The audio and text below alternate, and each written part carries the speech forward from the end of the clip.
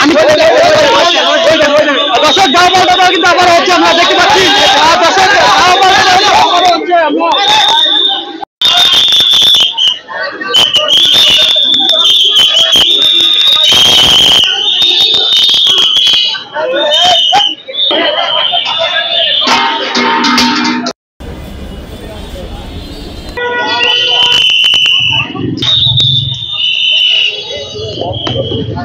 আমরা দাঁড়ায় আছি, কোনো টিকিট দেয় না। তো অনেক জায়গায় দেখি যে ব্ল্যাকের টিকিট বিক্রি করতেছে, 300 টাকার টিকিট বিক্রি করতেছে 1500-1400 টাকা করে। আমার কাছে টাকা না থাকায় আমি টিকিট নেই না। আজকে আমাদের খেলা আছে টিমের, এই জন্য আসছি আমি খেলা দেখার জন্য। আমি রংপুর রাইডার্সের খেলা দেখার জন্য আসছি।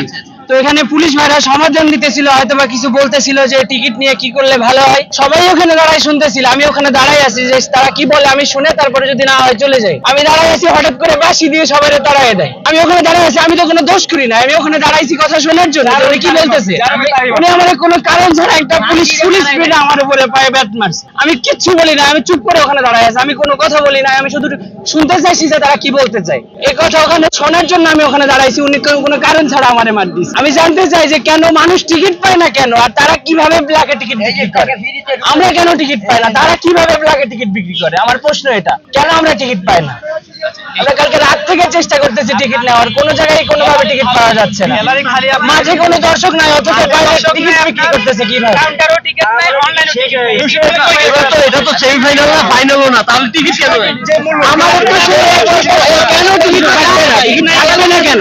দালালের কাছে কল দেওয়ার পরে বললাম ভাই টিকিট আছে, উনি বলতেছে যে দুইটা টিকিট 3000 টাকা লাগবে। বললাম যে কেন 3000 টাকা, কত টাকা দামের টিকিট? উনি বলতেছে 345 টাকা দামের দুইটা টিকিট 3000 টাকা লাগবে, মানে প্রত্যেকটা টিকিট 1500 টাকা করে। এই জায়গায় এসে পুলিশে বলছি, একটাকে ধরছে, ধরার পর পেন্ডিং নিয়ে গেছে, কে জানে এখন টাকা গায়ে ছেড়ে দিচ্ছে না, কেমনে ছেড়ে দিচ্ছে ওটা আমরা জানি না।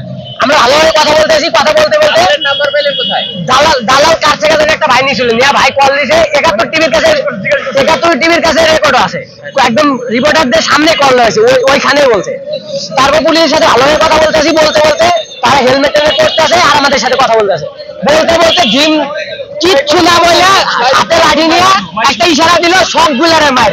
ভালোভাবে কথা বলতেছি, কেউ কিচ্ছু করে তাদের কোনো আমরা উস্কার দিই না, মানে কোনো খারাপ কিছু বলি নাই, একদম মার। এই ভাই বলে পরে গেছিল যা যারা আছে ওই মুহূর্তে বাইরে ভাই যারা আছে ভাই তো জানে না কারণ কি আপনি কি দেখেছেন? আমিও সেম অবস্থা দেখছি। আমরা জানি পুলিশ জনগণের বন্ধু, আমরা পুলিশের কাছে আসছি একটা সমাধানের জন্য। পুলিশ আমাদেরকে কিছু সমাধান না দিয়ে আমাদের সবাইকে লাঠিচার্জ দিয়ে পুরো দূরে মারতেছে। পুলিশ কি সমাধান চেয়েছিলেন? আমরা পুলিশকে সমাধান চাইছিলাম, আমরা পুলিশকে বলছিলাম 30,000 আছে, 30,000 টিকিট, 30,000 টিকিট আছে, কিন্তু মাঠে একটা টিকিটও নাই, একটা জনগণও নাই, 1000 মানুষ হবে। আমরা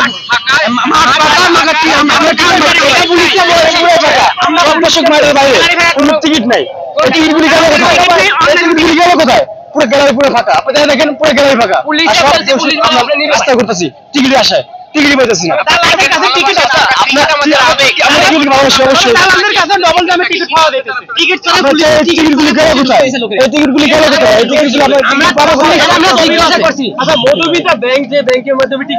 ওখানে গেছিলাম, ওখানে টিকিট নাই, ওখানে টিকিট শেষ ভাই, ওখানে টিকিট শেষ, দেওয়ার আগে শেষ, ব্যাংকেও টিকিট নাই, অনলাইন টিকিট নাই ভাই, কোথাও নাই, দালালদের কাছে ভাই। আমরা এখান থেকে সকাল ভোর থেকে এখানে বসেছি, আমরা ভোর থেকে টিকিট নাই, আমরা খেলা দেখার জন্য, আমরা টাকা দিয়ে খেলা দেখবো, আমাদেরকে কেন পুলিশ মারবে? আমাদের প্রশ্ন আপনাদের কাছে। সিন্ডিকেটগুলো ভাঙা দরকার।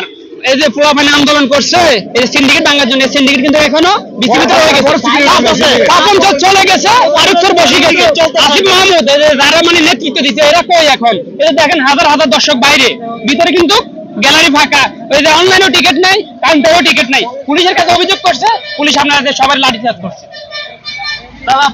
পুলিশ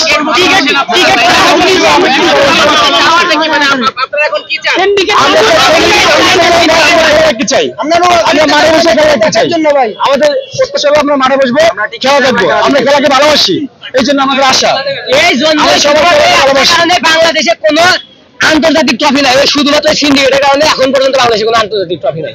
কেমন লাগবে এইসব করে? মানে জনগণের কথা কোনো মূল্যই নাই। আমরা গেছি ভালোভাবে, আমাদের লাঠি চার্জ করছে, তাহলে আমরা কার কাছে যাবো? সমাধান আমরা কোথায় পাবো? আসিফ ভাই ব্যাংকে গেছি, ব্যাংকে 3 ঘন্টা টাকা থেকে টিকিট